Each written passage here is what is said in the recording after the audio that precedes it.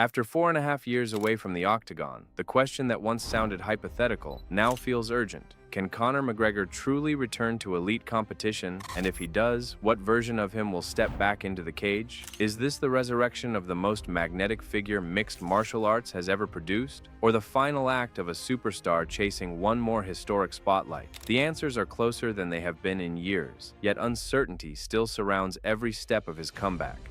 Bare knuckle is on top. We're on the rise. We're going global.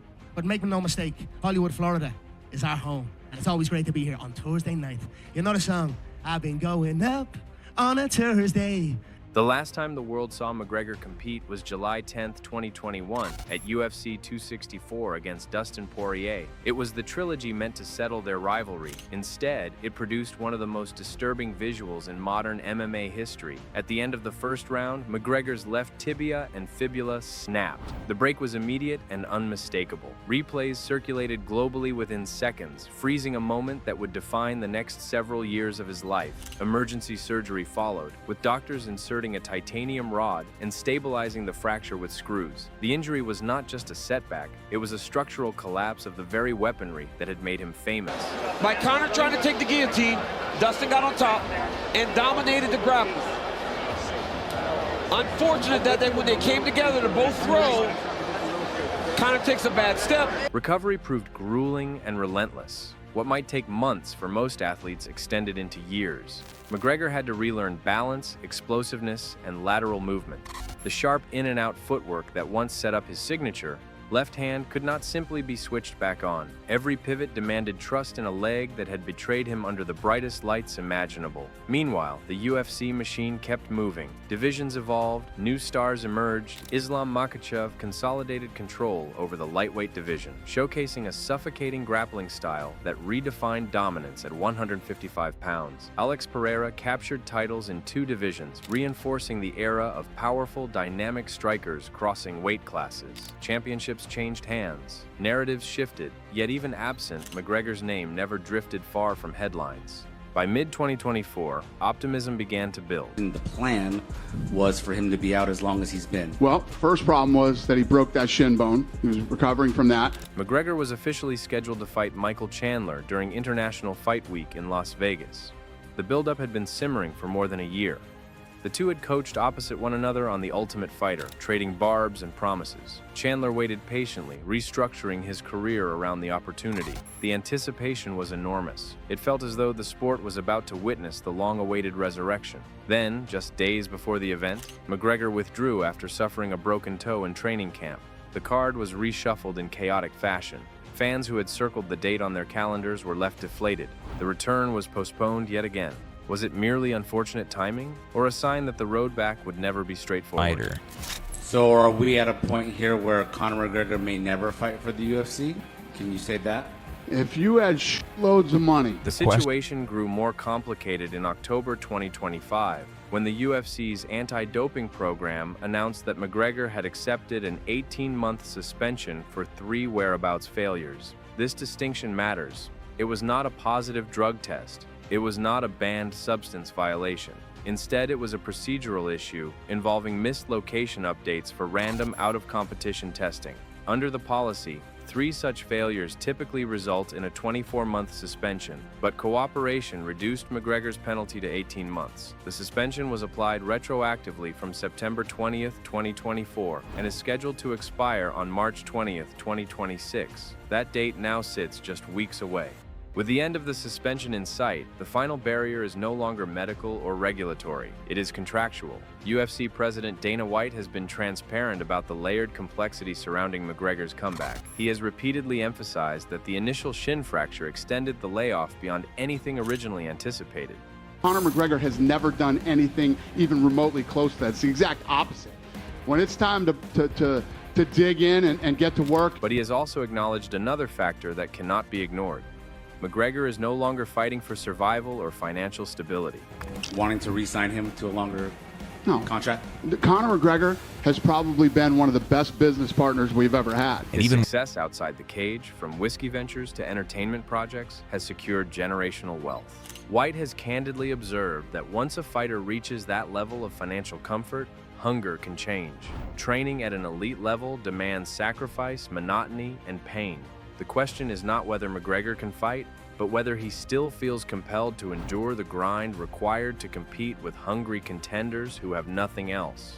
Yet White has also defended McGregor as a reliable business partner, dismissing the notion that money alone has complicated negotiations. Wanting to re-sign him to a longer contract? Conor McGregor has probably been one of the best business partners we've ever had. And even communication, he insists, has remained intact. In early 2026, McGregor intensified the narrative through a deliberate social media campaign. Training clips flooded his accounts. He worked with larger sparring partners, signaling preparation for a welterweight bout at 170 pounds. He posted statements declaring that he had been offered an opponent and a date, and that he accepted, waiting only on the contract. The posts were deleted shortly after appearing. Screenshots spread rapidly. Headlines multiplied. Days later, he referenced a no-name opponent and reiterated his acceptance. That message, too, vanished. Eventually, he publicly counted the days since agreeing to the bout, framing the delay as frustration. Each deleted post functioned like a controlled detonation. McGregor has long mastered narrative manipulation. By negotiating in public, he ensured that fans, journalists, and analysts would amplify every hint of progress. White's response was firm and simple. If the fight were official, it would be announced. Until contracts are signed, nothing exists. The event most closely tied to McGregor's potential return is June 14, 2026, when the UFC plans to stage a historic card on the South Lawn of the White House as part of America's 250th anniversary celebration. Such an event would be unprecedented, blending sport, spectacle, and national symbolism. If the promotion intends to maximize attention, few names carry the gravitational pull required to headline such a card. McGregor's mainstream recognition extends far beyond MMA audiences. The timeline aligns cleanly. With his suspension ending in March, he would have approximately 12 weeks to complete a focused training camp ahead of mid-June. The opponent remains the great unknown. Michael Chandler appears unlikely to be the choice. McGregor's own comments suggest the possibility of facing a lower-ranked or unranked welterweight. From a business perspective, this approach makes sense. A calculated matchup could minimize risk while still guaranteeing enormous pay-per-view interest. It would also allow the UFC to build a new name overnight by placing someone opposite the sport's most recognizable figure. Competing at 170 pounds further reduces strain. In his late 30s, avoiding the brutal cut to lightweight could preserve both performance and longevity. Yet beyond logistics and marketing lies the central issue: competitive readiness. Nearly 5 years without a fight is an eternity in MMA. Timing erodes, reflexes dull, the rhythm of live competition cannot be fully simulated in training.